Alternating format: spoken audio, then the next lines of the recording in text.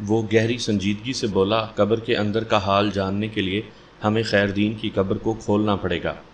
ظاہر ہے یہ تو کرنا پڑے گا، میں نے کہا۔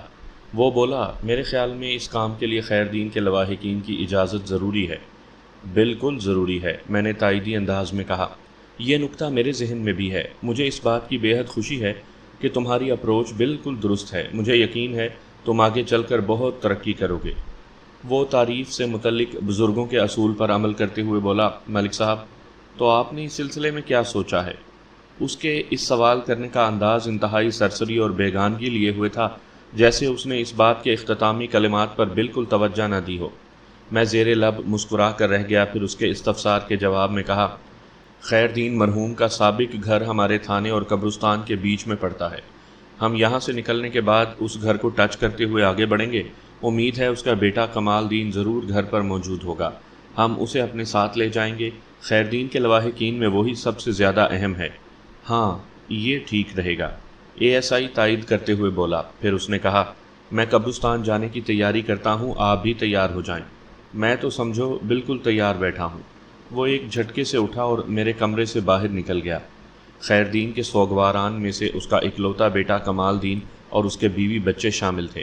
کمال دین کی عمر لگ بھگ 40 سال رہی ہوگی۔ اس کی بیوی کا نام عابدہ تھا۔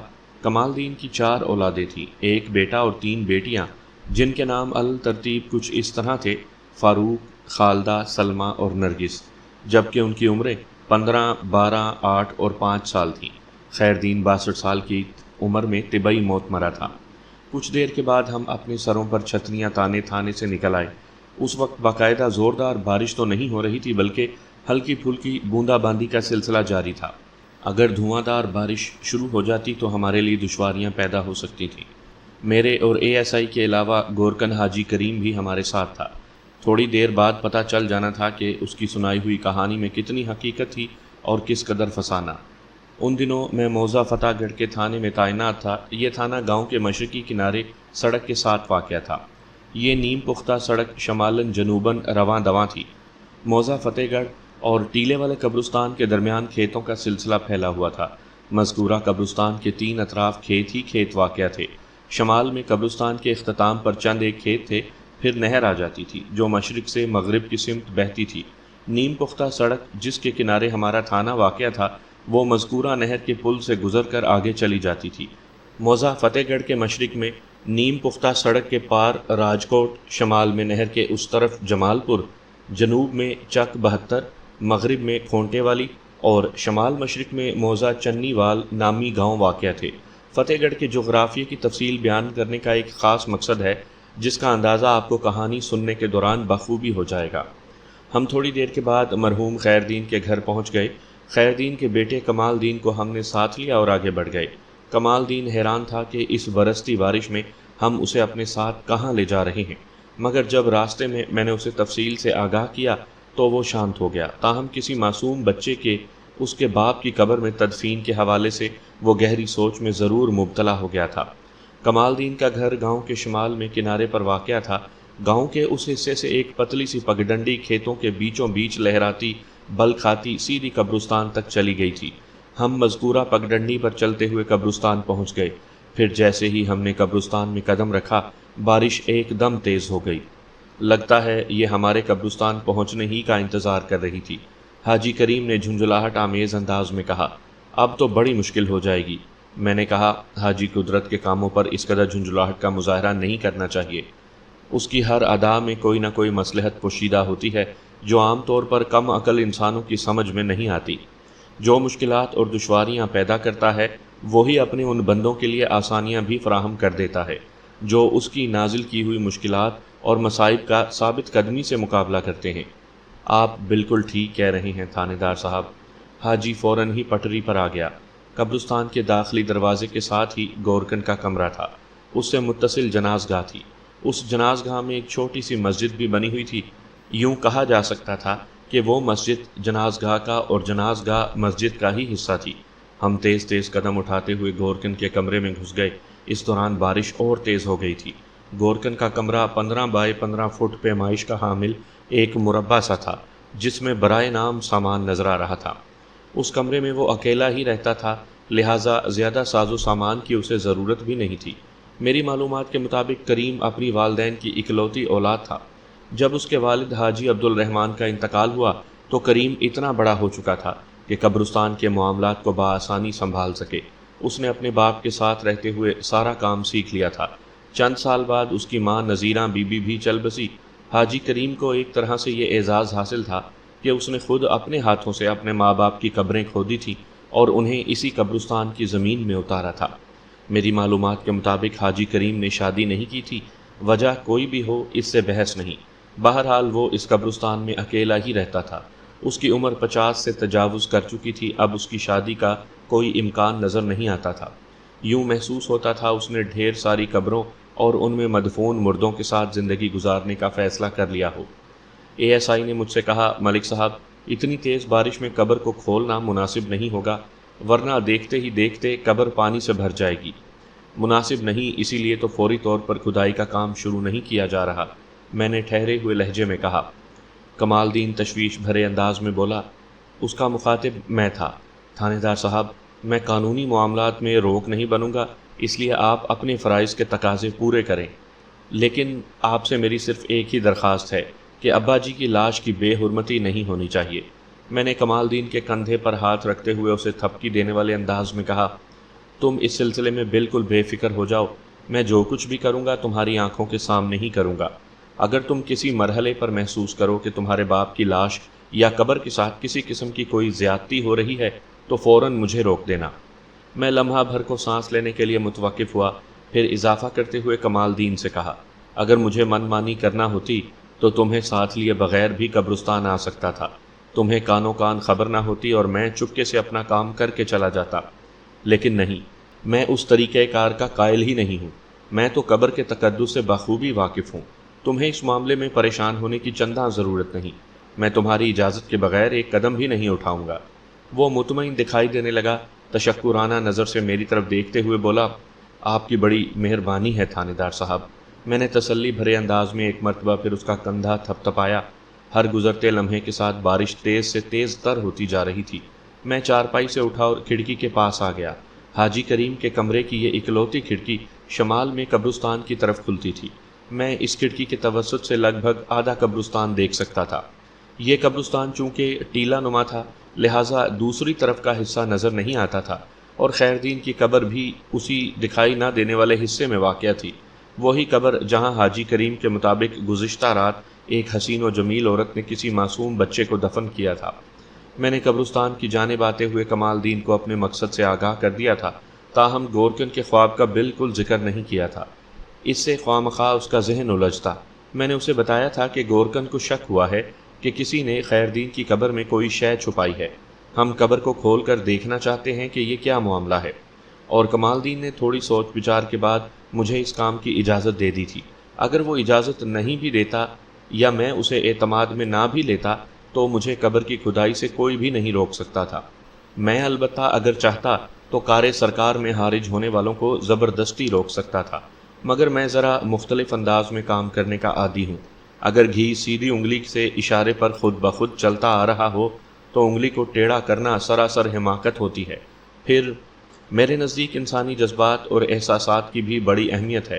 اگر کوئی انتہائی سنگین نوعیت کا معاملہ نہ ہو تو میں اس بات کا خاص طور پر خیال رکھتا ہوں کہ میرے کسی عمل سے کسی کی دل شکنی یا دل آزاری نہ ہو۔ کمال دین چونکہ اس معاملے میں کسی بھی طور ملوث نہیں تھا، لہٰذا اس کے جذبات کا خیال رکھنا اور بھی ضروری تھا۔ اس کے سر کے سائے خیردین کو اس دنیا سے رخصت ہوئے چند ہی دن گزرے تھے۔ اسی سوچ کی بازی گیری کے دوران مجھے گورکن کا خیال آ گیا۔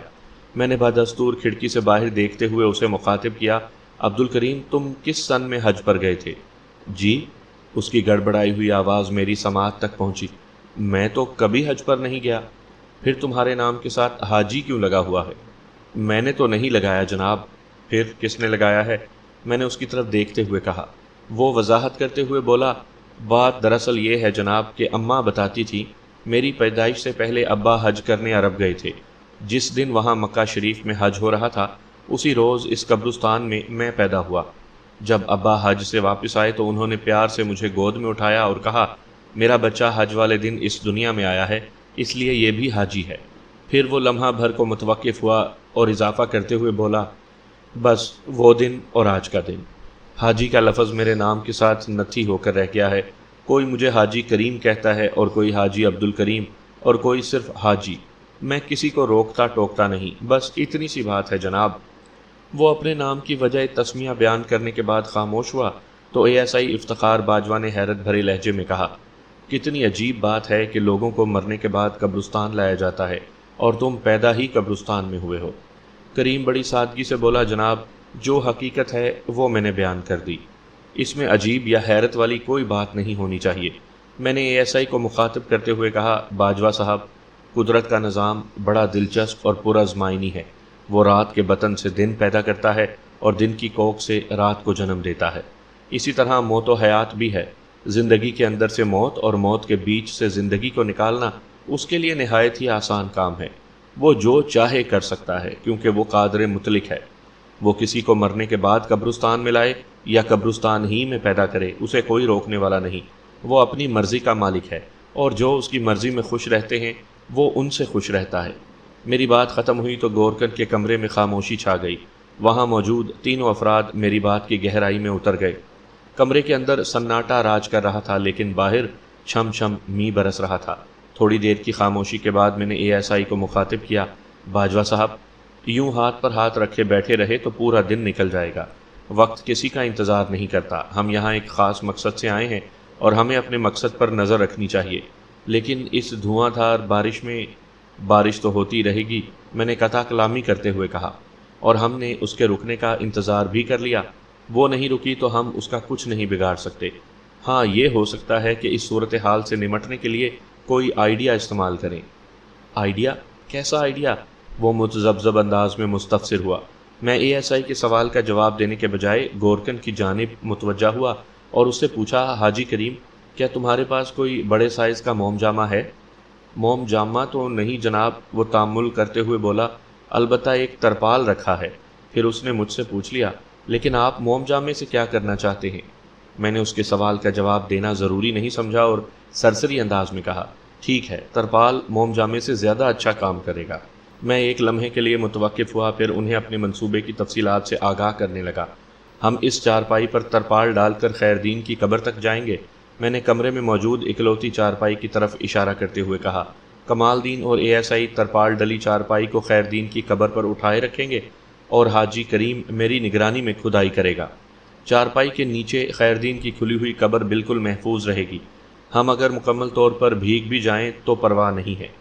ان سب نے میرے اس منصوبے پر صاد کیا۔ پھر ہم اس منصوبے کو عملی شکل دینے کے لیے مذکورہ قبر کی سمت بڑھ گئے۔ کمال دین اور افتخار باجوہ نے ترپال ڈالی چارپائی اس انداز میں اٹھا رکھی تھی کہ وہ دونوں خود بھی اس کے نیچے آ گئے تھے۔ اس طرح چلنے میں تھوڑی دشواری تو محسوس ہو رہی تھی، لیکن بہرحال ہم چاروں بارش کے اثرات سے پوری طرح محفوظ ہو گئے تھے۔ حاجی کریم نے کھدائی کے لیے کدال، بیلچہ وغیرہ بھی اٹھا رکھا تھا۔ جلد ہی ہم خیردین کی قبر پر پہنچ گئے۔ اسی وقت ایک حیرت انگیز واقعہ پیش آ گیا۔ ہم جیسے ہی قبرستان کے شمالی حصے میں واقع خیردین کی قبر پر پہنچے، بارش کا زور اچانک ٹوٹ گیا اور دیکھتے ہی دیکھتے وہ دھواں دھار سے پہلے بوندا باندی میں تبدیل ہوئی، پھر بالکل ہی رک گئی۔ میں نے نگاہ اٹھا کر آسمان کی طرف دیکھا اور ایک گہری سانس لے کر رہ گیا۔ اے ایس آئی نے کہا، ملک صاحب، آپ نے بالکل سچ کہا تھا۔ جو اپنے بندوں کے لیے مشکلات اور دشواریاں پیدا کرتا ہے، وہی ان کی ثابت قدمی اور تگ و دو کو دیکھتے ہوئے آسانیاں بھی فراہم کر دیتا ہے۔ ہمارے ساتھ بھی کچھ ایسا ہی ہوا ہے۔ ہاں، وہ قادر مطلق اپنے کسی بندے کو اس کی برداشت سے زیادہ بڑی آزمائش میں نہیں ڈالتا۔ میں نے گہری سنجیدگی سے کہا، اب ہمیں فوراً اپنا کام شروع کر دینا چاہیے۔ رکی ہوئی بارش دوبارہ بھی آ سکتی ہے۔ بارش تھم جانے کے باعث خیردین کی قبر پر ترپال والی چارپائی کا تمبو تاننے کی ضرورت باقی نہیں رہی تھی، لہٰذا میری اجازت پاتے ہی حاجی کریم اپنے اوزار اور آلات کو مذکورہ قبر پر آزمانے لگا۔ اس نے پہلے قبر پر پڑا ہوا ترپال کا ٹکڑا ہٹایا، پھر کھدائی میں مصروف ہو گیا۔ ہم سب کی نظریں کوئی حیرت انگیز منظر دیکھنے کے لیے منتظر تھیں۔ غالب امکان یہی تھا کہ اس قبر کے اندر اس معصوم بچے کی لاش برآمد ہوگی جسے اس پراسرار عورت نے گزشتہ رات تاریکی کا فائدہ اٹھاتے ہوئے مذکورہ قبر میں دفن کر دیا تھا۔ جب کسی معصوم بچے کو خفیہ طریقے سے ٹھکانے لگانے کا ذکر ہو رہا ہو تو ذہن میں ایک ہی سوال ابھرتا ہے، اور وہ یہ کہ اس بچے کی ولدیت مشکوک ہے۔ وہ بد نصیب کسی کے گناہ کا پھل ہے، اور وہ گناہ گار دنیا والوں سے اپنے عیب کو چھپانے کے لیے گناہ کے اس پھل کو زمین کے سینے میں چھپا رہا ہے۔ کچھ اسی نوعیت کے خیالات اس پر اسرار عورت کے حوالے سے میرے ذہن میں بھی چل رہے تھے، لیکن جب کھدائی کا نتیجہ سامنے آیا تو میری حیرت کی انتہا نہ رہی۔ میرے ساتھ ساتھ افتخار باجوہ، کمال دین اور حاجی کریم بھی حیران و پریشان کھڑے تھے۔ ہم سب کی نظریں قبر کے اندر نظر آنے والے منظر پر جمی تھیں، اور وہاں ہمیں کوئی ننھا منا بچہ یا اس کی لاش دکھائی نہیں دے رہی تھی، بلکہ وہ کسی نو مولود بچے کے سائز کا ایک پتلا تھا جو خیر دین کی لاش کے اوپر رکھا نظر آ رہا تھا۔ لاش کے اوپر سے میری مراد قبر کا اوپری حصہ ہے۔ اس عورت نے قبر کے بالائی حصے کو کھول کر وہ پتلا وہاں دبا دیا تھا۔ خیر دین کی لاش تو مضبوط تختوں کے نیچے قبر کی گہرائی میں پڑی تھی۔ میں بغور اس پتلے کا جائزہ لینے لگا۔ مذکورہ پتلا کپڑے سے بنے ہوئے کسی چھوٹے گڈے کی مانند تھا۔ بچوں کے کھیلنے کے لیے ایسے ہینڈ میڈ گڈے تیار کیے جاتے ہیں جن کو نرم اور بچوں کے لیے محفوظ بنانے کی خاطر ان کے اندر روئی وغیرہ بھی بھر دی جاتی ہے، اور اس گڈے کے چہرے پر کڑائی کی مدد سے باقاعدہ آنکھیں، ناک اور ہونٹ بھی کشید کیے جاتے ہیں۔ وہ بھی ایک ایسا ہی گڈا تھا۔ میرے حکم پر حاجی کریم نے مذکورہ گڈا قبر میں سے نکال کر میری طرف بڑھا دیا، اور اسی لمحے مجھے حیرت کا ایک اور جھٹکا لگا۔ میں نے دیکھا اس گڈے کے سینے پر عین دل کے مقام پر چند سوئیاں چبھی ہوئی تھیں۔ ان سوئیوں کو گڈے کے بدن میں اس طرح پیوست کیا گیا تھا کہ ان کے سرے بڑے واضح انداز میں نظر آ رہے تھے۔ اسی لمحے میری سماعت تک افتخار باجوہ کی سرسراتی ہوئی آواز نے رسائی حاصل کی۔ ملک صاحب، مجھے تو یہ جادو ٹونے کا کوئی چکر لگ رہا ہے۔ ہاں، میں بھی کچھ ایسا ہی محسوس کر رہا ہوں، میں نے سوچ میں ڈوبے ہوئے لہجے میں کہا۔ اس عورت تک پہنچنا بہت ضروری ہے جس نے کسی سفلی عمل کے لیے یہ پتلا اس قبر میں دبایا ہے۔ ASI سرگوشی سے مشابہ لہجے میں بولا، اگر واقعی اس نامعلوم عورت نے اس پتلے کو یہاں دفن کیا ہے تو، ورنہ میں تو کچھ اور ہی سوچ رہا ہوں۔ میں نے سر دست افتخار باجوہ کے شک بھرے انداز کو نظر انداز کر دیا اور گورکن کی طرف دیکھتے ہوئے تہکمانہ لہجے میں کہا، حاجی کریم، اس سے پہلے کہ بارش دوبارہ شروع ہو جائے تم اس قبر کو اچھی طرح بند کر دو، اور اس کے اوپر ترپال کا وہ ٹکڑا بھی ڈال دینا تاکہ بارش سے محفوظ رہے۔ اگر قدرت نے بارش روک کر ہمیں اس کارروائی کا موقع فراہم کر ہی دیا ہے تو ہمیں اس موقع سے پہلی فرصت میں بھرپور فائدہ اٹھانا چاہیے۔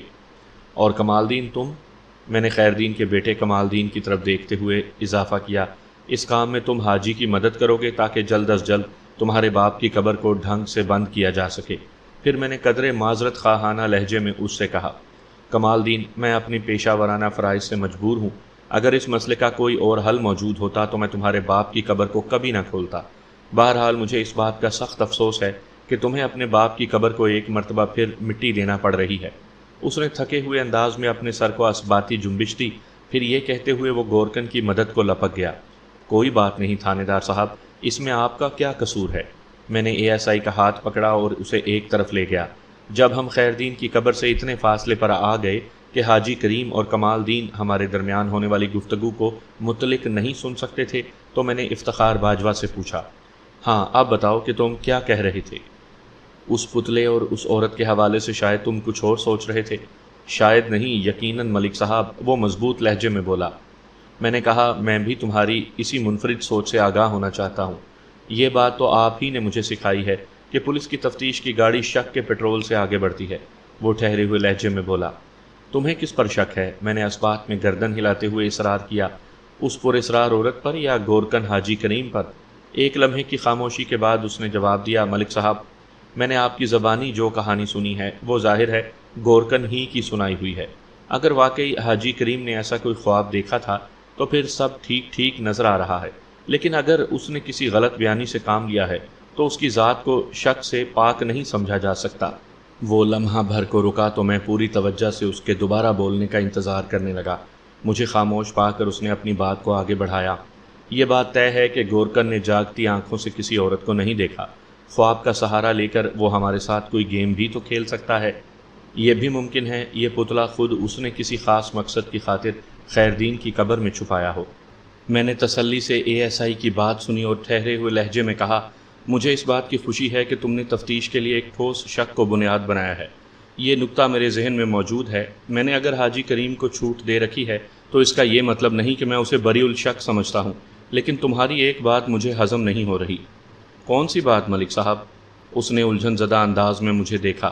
میں نے کہا یہی کہ وہ پتلا خود گورکن نے کسی خاص مقصد کے تحت خیردین کی قبر کے اندر رکھا تھا۔ اگر یہ اسی کی حرکت ہوتی تو پھر اس کارروائی کے بارے میں بتانے کے لیے اسے میرے پاس تھانے آنے کی کیا ضرورت تھی؟ اس طرح گورکن کا وہ خاص مقصد تو فوت ہو جاتا جسے حاصل کرنے کے لیے اس نے خیردین کی قبر میں وہ پتلا دبایا تھا۔ وہ متذبذب انداز میں بولا، آپ کی بات میں وزن ہے ملک صاحب، اور میں اس سلسلے میں آپ سے اتفاق بھی کرتا ہوں، لیکن ہمیں گورکن کو نظر انداز نہیں کرنا چاہیے۔ وہ اکیلا اس وسیع و عریض قبرستان کا مالک بنا بیٹھا ہے، اس سے کچھ بھی بعید نہیں۔ میں نے ایک لمحے کے لیے بھی اسے نظر انداز نہیں کیا باجوہ صاحب، میں نے رسان سے کہا، اور میں اسی لمحے سے اسے تمہاری نگرانی میں دیتا ہوں۔ تم اس پر اور اس کی نقل و حرکت پر کڑی نظر رکھو گے، میں اس دوران دوسرے معاملات دیکھوں گا۔ تمہیں گورکن کے بارے میں کوئی بھی قابل گرفت بات نظر آئے تو تم براہ راست اس کے خلاف کارروائی عمل میں لا سکتے ہو، یا اگر ضرورت محسوس کرو تو مجھے بھی مطلع کر سکتے ہو۔ بولو، منظور ہے؟ ہاں منظور ہے، وہ پراعتماد لہجے میں بولا۔ میں نے حتمی انداز اختیار کرتے ہوئے کہا، تو سمجھو تمہاری ڈیوٹی شروع۔ آؤ اب ہم ان لوگوں کی طرف چلتے ہیں۔ ہم ٹہلتے ہوئے خیردین کی قبر کے پاس آ گئے۔ اس دوران کمال دین اور گورکن نے امداد باہمی کے طور پر خیردین کی قبر کو اچھی طرح بند کر دیا تھا۔ مجھ پر نگاہ پڑتے ہی حاجی کریم نے کہا، دیکھ لیں تھانے دار صاحب، ہم نے قبر کو بڑی مضبوطی سے باندھ دیا ہے۔ شاباش، میں نے سراہنے والے انداز میں کہا۔ اب ترپال کا وہ ٹکڑا بھی بڑی احتیاط سے قبر کے اوپر پھیلا دو، جیسا کہ پہلے پڑا تھا۔ بارش کا کوئی بھروسہ نہیں، یہ کسی بھی وقت دوبارہ شروع ہو سکتی ہے۔ اس نے اسبات میں سر ہلاتے ہوئے فوراً میرے حکم کی تعمیل کر دی۔ ہم قبرستان سے رخصت ہونے لگے تو کمال دین نے مجھ سے پوچھا، میرے لیے کیا حکم ہے تھانے دار صاحب؟ تم اپنے گھر جا سکتے ہو، میں نے اسے گھر جانے کی اجازت دیتے ہوئے کہا، اور جیسے ہی تمہیں موقع ملے خیردین کی قبر کو پختہ کروا لینا تاکہ آئندہ ایسا کوئی واقعہ رونما نہ ہو۔ وہ تو مجھے کرنا ہی ہے جناب، وہ گہری سنجیدگی سے بولا۔ یہ بارشیں ذرا رک جائیں، میں پہلی فرصت میں ابا جی کی قبر کو پکا کرواؤں گا، لیکن اس نے الجھن زدہ انداز میں جملہ نامکمل چھوڑا تو مجھے یہ سمجھنے میں ذرا دقت نہیں ہوئی کہ وہ مجھ سے کوئی خاص بات کرنا چاہتا ہے، کوئی ایسی بات جسے کہتے ہوئے وہ تذبذب کا شکار ہے۔ میں نے اس کی مشکل آسان کرتے ہوئے پوچھ لیا، کیا بات ہے کمال دین؟ تم نے لیکن کے بعد جملہ ادھورا کیوں چھوڑ دیا؟ وہ جزبز ہوتے ہوئے بولا، جناب یہاں تو جو کچھ ہوا سو ہوا، مجھے بتائیں گھر جا کر میں اس بارے میں کیا کہوں گا؟ کیا اس حوالے سے گھر والوں کو کچھ بتانا ضروری ہے؟ جی ہاں، کچھ نہ کچھ تو انہیں بتانا ہی ہوگا، اس نے جواب دیا۔ میں آپ کے ساتھ جب اس طرف آ رہا تھا تو میری گھر والی نے پوچھا تھا میں کہاں جا رہا ہوں۔ اس وقت میرا بڑا بیٹا فاروق بھی گھر میں موجود تھا۔ میں نے ان سے یہی کہا تھا کہ آپ کے ساتھ ذرا قبرستان کی جانب جا رہا ہوں، لہٰذا وہ مجھ سے پوچھ سکتے ہیں کہ تھانے دار صاحب کو برستی بارش میں قبرستان میں ایسا کون سا ضروری کام پڑ گیا جو وہ مجھے اپنے ساتھ لے گئے۔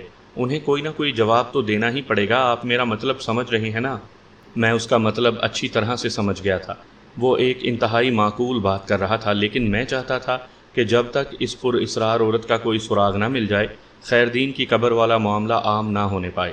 اس پر اسرار عورت تک پہنچنے کے لیے ضروری تھا کہ ابھی اس خبر کو خفیہ ہی رکھا جائے کہ پولیس نے خیردین کی قبر کو کھود کر سوئیوں والے پتلے کے راز تک رسائی حاصل کر لی ہے۔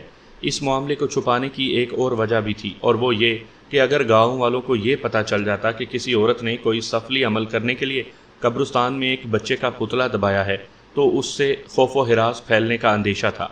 لیکن کمال دین کو کوئی تسلی بخش جواب دینا بھی ضروری تھا۔ خدا کا شکر ہے کہ بر وقت مجھے ایک آئیڈیا سوجھ گیا۔ میں نے خیردین مرحوم کے اکلوتے فرزند کو مخاطب کرتے ہوئے کہا، کمال دین، تمہاری بات میں وزن ہے اور اس کے لیے میں نے ایک معقول بہانہ سوچ لیا ہے۔ تم اپنی بیوی اور بیٹے سے کہہ سکتے ہو کہ حالیہ دھواں دار بارشوں میں خیردین کی قبر ایک طرف سے بیٹھ گئی تھی۔ گورکن کی اتفاق سے تھانے دار سے ملاقات ہوئی تو اس نے دھنسنے والی قبر کے بارے میں تھانے دار کو بتایا۔ چنانچہ تھانے دار یعنی میں نے تمہیں قبرستان بلا کر خیردین کی قبر کو دوبارہ ٹھیک ٹھاک کروا دیا ہے۔ اس طرح تمہاری بات بھی رہ جائے گی، اور اگر ان میں سے کوئی قبرستان آ کر قبر کو دیکھنا بھی چاہے گا تو اس کی بھی تسلی ہو جائے گی۔ اس نے اسبات میں سر ہلایا اور جلدی سے بولا، ہاں یہ بالکل ٹھیک رہے گا۔ ایک بات کا خیال رکھنا کمال دین، میں نے تاکید کرنے والے انداز میں کہا، میں چاہتا ہوں جب تک پتلے کو قبر میں دبانے والا میری گرفت میں نہ آ جائے یہ خبر گاؤں کے کسی شخص کے کانوں تک نہیں پہنچنی چاہیے۔ تم میری بات سمجھ رہے ہو نا؟ بالکل سمجھ رہا ہوں جناب۔ اس نے ایک مرتبہ پھر سر کو اسباتی جنبش دی۔ آپ بالکل بے فکر ہو جائیں، اس سلسلے میں میری زبان نہیں کھلے گی۔ میں نے اسے جانے کی اجازت دے دی۔ کمال دین کے رخصت ہونے کے بعد میں حاجی کریم کی جانب متوجہ ہو گیا، لیکن قبل اس کے کہ میں اس سے کوئی سوال کرتا اس نے مجھ سے پوچھ لیا، تھانے دار صاحب اب تو آپ کو میری بات کا یقین آ گیا نا؟ میں بغور اس کے چہرے پر اور آنکھوں میں موجود تاثرات کا جائزہ لینے لگا تاکہ اگر وہ مجھے کوئی چکر دینے کا ارادہ رکھتا ہو تو مجھے اندازہ ہو جائے، لیکن میری تجربہ کار عقابی نگاہوں نے فوراً مجھے بتا دیا کہ حاجی کریم کی نیت اور ذہن میں کوئی فطور نہیں تھا۔ تاہم اے ایس آئی نے جو اہم نقطہ اٹھایا تھا اس سے میں صرف نظر نہیں کر سکتا تھا، چنانچہ اے ایس آئی کی تسلی اور اپنے اطمینان کے لیے میں نے گورکن کو ذرا مختلف انداز میں گھسنے کا فیصلہ کیا۔ میں نے اس کی آنکھوں میں دیکھتے ہوئے با آہستگی کہا، حاجی کریم، حیرت انگیز طور پر تمہارے خواب کا ایک حصہ بالکل درست ثابت ہوا ہے، اور وہ بھی علامتی طور پر، لیکن اس کیس کی تکمیل اسی وقت ہوگی جب وہ عورت میرے ہاتھ آئے گی جس نے ننھے بچے کا پتلا خیردین کی قبر میں دبایا تھا۔ تم اس سلسلے میں میری کیا مدد کر سکتے ہو؟ آپ جو بھی حکم کریں گے میں ماننے کو تیار ہوں، وہ بڑی فرما برداری سے بولا، لیکن آدھے خواب کی سچائی والی بات میری سمجھ میں نہیں آئی۔ آپ نے علامتی کا بھی ذکر کیا ہے، یہ کیا چکر ہے؟ میں نے اس کی ذہنی الجھن دور کرنے کی غرض سے وضاحت کر دی، بات یہ ہے حاجی کریم کہ تم نے اپنے خواب میں اس خوبصورت عورت کو ایک معصوم اور ننھا منا بچہ خیردین کی قبر میں دباتے دیکھا تھا، جبکہ کھدائی پر یہ ثابت ہوا کہ وہ بچہ نہیں بلکہ بچے کا ایک پتلا ہے، اسے کہتے ہیں علامتی۔ میں تھوڑی دیر کے لیے متوقف ہوا، ایک گہری سانس خارج کی اور اپنی بات کو آگے بڑھاتے ہوئے کہا، تمہارے آدھے خواب کے درست ہونے سے میرا مطلب یہ تھا کہ خیردین کی قبر کے ساتھ کی جانے والی کارروائی کا سراغ تو ہم نے لگا لیا، لیکن وہ پر اسرار عورت ابھی تک میرے ہتھے نہیں چڑھی جس نے یہ سوئیاں چبا پتلا گزشتہ رات قبر میں دبایا تھا۔ اگر وہ عورت میری گرفت میں آ جائے تو میں چٹکی بجاتے میں اس کی زبان سے اگلوا لوں گا اس کی اس حرکت کا مطلب کیا تھا۔ جب یہ نتیجہ سامنے آ جائے گا تو تمہارے خواب کی تکمیل بھی ہو جائے گی اور اس عورت تک مجھے صرف اور صرف تم ہی پہنچا سکتے ہو۔ بات ختم کر کے میں تیز نظروں سے اسے گھورنے لگا۔ وہ اضطراری انداز میں بولا، میں بھلا اس سلسلے میں آپ کی کیا مدد کر سکتا ہوں؟ تم نے خواب میں اس عورت کو اچھی طرح دیکھا ہے۔ میں نے بدستور اس کے چہرے کے تاثرات کا جائزہ لیتے ہوئے کہا، اس کا حلیہ، اس کے خد و خال تمہارے ذہن میں نقش ہوں گے۔ اگر تم میری رہنمائی کرو تو میں اس عورت تک پہنچ سکتا ہوں۔ وہ بہت ہی حسین و جمیل عورت تھی، حاجی کریم نے ٹرانس کی سی کیفیت میں جواب دیا، بالکل کسی خوبصورت جادوگرنی کی طرح۔ اس کے جادوگرنی ہونے میں تو کسی شک و شبے کی گنجائش نہیں، میں نے گمبھیر انداز میں کہا۔ پتلے کے سینے میں پیوست شدہ سوئیاں اس کے جادوگرنی ہونے کا ثبوت فراہم کرتی ہیں، لیکن اس بیان سے بات نہیں بنے گی، تم مجھے اس کے نقش و نگار کے بارے میں کچھ بتاؤ۔ اس نے تھوڑی دیر سوچنے کے بعد جواب دیا، جب میں نے اس عورت کو خواب میں دیکھا تھا تو اس وقت مجھے اس کا حلیہ پوری تفصیل سے یاد تھا، لیکن اب اس کے خد و خال دھندلا سے گئے ہیں۔ میں آپ کو بتا نہیں سکتا کہ اس کی شکل و صورت کیسی تھی۔ اس نے بے بسی سے جملہ ادھورا چھوڑا اور خاموش ہو گیا۔ میں نے ذرا مختلف انداز میں اپنے سوال کو دہرایا، تم اپنی دھندلی یادداشت کو کریت کر اتنا تو بتا ہی سکتے ہو کہ اس عورت کا تعلق موضع فتح گڑھ سے تھا یا نہیں؟ اس بار اس نے بڑا ترت جواب دیا، نہیں جناب، وہ فتح گڑھ کی رہنے والی تو نہیں تھی، میں نے اس گاؤں میں پہلے اسے کبھی نہیں دیکھا۔ میں نے اس کی آنکھوں میں دیکھتے ہوئے اس بات میں سر ہلایا اور پوچھا، کیا تم نے فتح گڑھ کی ساری عورتوں کو دیکھ رکھا ہے جو تم اتنا بڑا دعویٰ کر رہے ہو؟ وہ میرے اس کڑے سوال سے قدرے ڈر گیا، جلدی سے وضاحت کرتے ہوئے بولا، نہیں تھانے دار صاحب، میں نے ایسا تو کوئی دعویٰ نہیں کیا، میرے کہنے کا مطلب تو صرف اتنا تھا کہ خواب میں نظر آنے والی اس عورت کو میں نے پہلے کبھی فتح گڑھ میں نہیں دیکھا، وہ چہرہ میرے لیے بالکل اجنبی تھا۔ میں نے اسی نوعیت کے 2-4 مزید سوالات کیے، پھر یہ کہتے ہوئے عبد الکریم عرف حاجی کریم کو فارغ کر دیا، ٹھیک ہے، اب میں واپس تھانے جا رہا ہوں، تم ادھر قبرستان ہی میں رہنا اور اپنے کان اور آنکھیں پوری طرح کھلی رکھنا۔ اگر تم کوئی بھی غیر معمولی بات دیکھو یا ایسا کچھ محسوس کرو تو فوراً تھانے میں آ کر مجھے بتانا۔ تمہیں بہت زیادہ چوکنا رہنے کی ضرورت ہے۔ میں آپ کی بات اچھی طرح سمجھ گیا ہوں جناب، وہ گہری سنجیدگی سے بولا، آپ بے فکر ہو جائیں، انشاءاللہ میں آپ کو شکایت کا کوئی موقع نہیں دوں گا۔ میں A S I Iftikhar Bajwa کی میت میں قبرستان سے نکلا اور ہم نے تھانے کی سمت قدم بڑھا دیے۔ خیردین کی قبر سے برآمد ہونے والے پتلے کو میں اپنے ساتھ لانا نہیں بھولا تھا۔ راستے میں میرے اور اے ایس آئی کے درمیان اسی نامعلوم پر اسرار عورت کے بارے میں گفتگو ہوتی رہی۔ ہم تھانے سے ابھی چند قدم کی دوری پر ہی تھے کہ بارش شروع ہو گئی۔ ہم نے اپنی چھتری کھول کر بارش سے بچاؤ کے لیے سر پر تان لی۔ کپڑے اور روئی کی مدد سے تیار کیا گیا وہ مخصوص گڈا اس وقت میری بغل میں دبا تھا اور بھیگنے سے محفوظ تھا۔ جب ہم تھانے پہنچے تو بارش نے موسلادھاری شکل اختیار کر لی تھی۔